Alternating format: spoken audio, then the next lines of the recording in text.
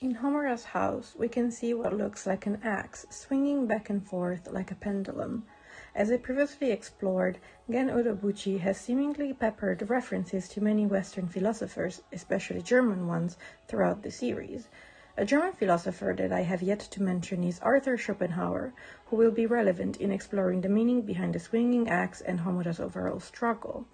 In his 1818 work, The World as Will and Representation, Schopenhauer states that the world around us does not exist in itself. Rather, the world around us exists as mere representation of the thing in itself, which he identifies as the will to life, this blind, aimless, eternal, and unconscious essence of everything. The world as representation is thus the objectification of the will, either as a system of immutable forms, which he calls ideas in true Plato fashion, or within the various individuals in the natural world. Because existing is a manifestation of this blind and aimless will, Schopenhauer states that life is pain by essence. To want means to wish, and to wish means to be stuck in a state of tension caused by the lack of that which we want. Schopenhauer also claims that what we call pleasure, physical, and joy, psychological, are nothing else than a momentary break from the continuous persistence of pain. To feel pleasure, there must be a preceding state of tension.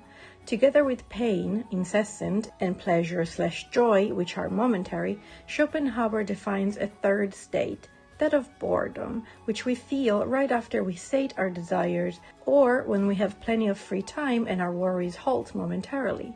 In The World as Will and Representation, Schopenhauer writes the famous quote, "Life swings like a pendulum backwards and forwards between pain and boredom." In other words, life is a vicious cycle. To desire means to lack and to suffer. Appeasing our desire brings about momentary relief and pleasure, which is followed by boredom, which leads us to notice something else that we need, and kickstarting the whole cycle again. The axe in Homura's room seemed to call back to Schopenhauer's quote, and his pessimism is evident in Homura's storyline. Losing Madoka causes Homura to want her, and the more she loses her, the more desperately she wants her. In Rebellion, Homura finally gets Madoka, and they can be together and be carefree.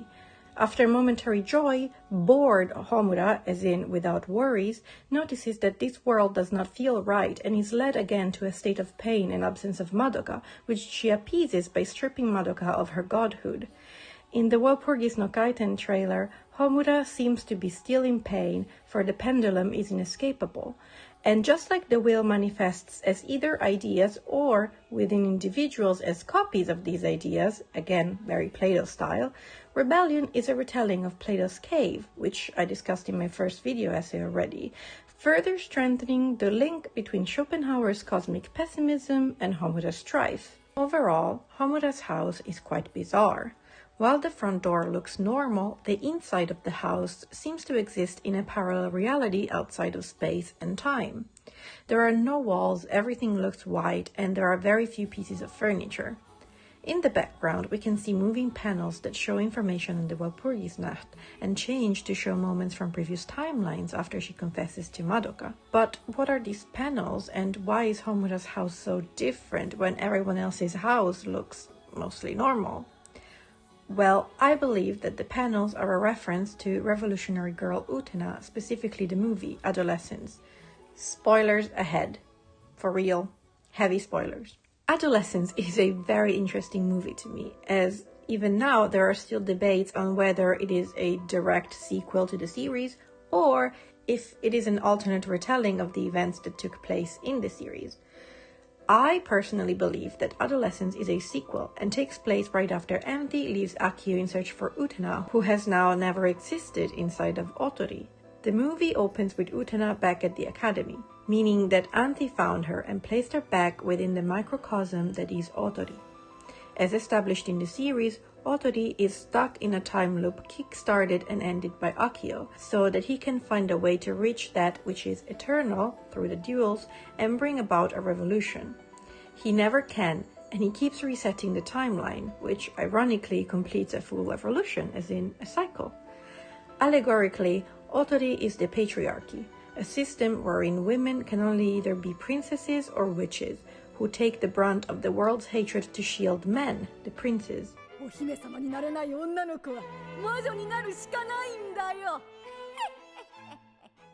Akio can never bring about a revolution because he is also a prisoner of these gender roles.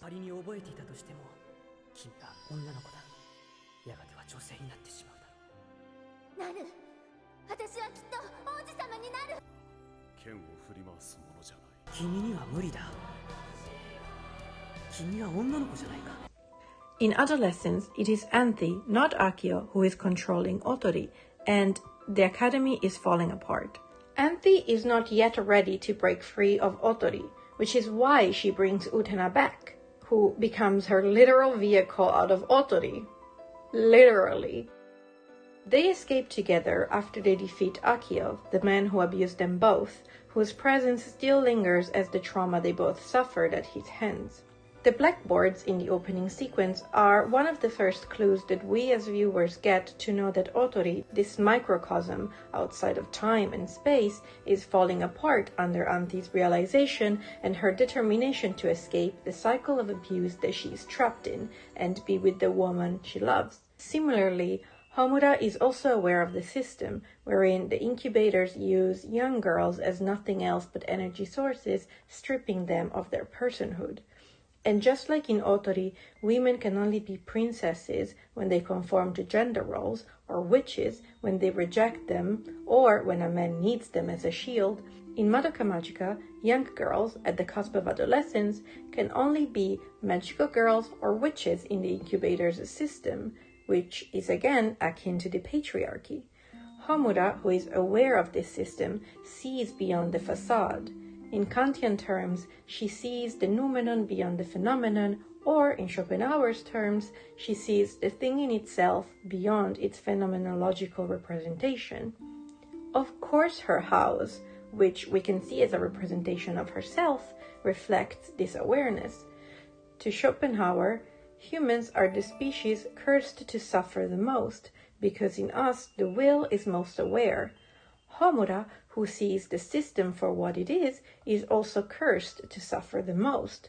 Schopenhauer outlines 3 ways to rid ourselves of pain: through art, aesthetic, through compassion, ethics, and through asceticism. I want to focus on the last 2. In Rebellion, after talking to Madoka, Homura realizes that Madoka must be suffering because of her ascension to godhood.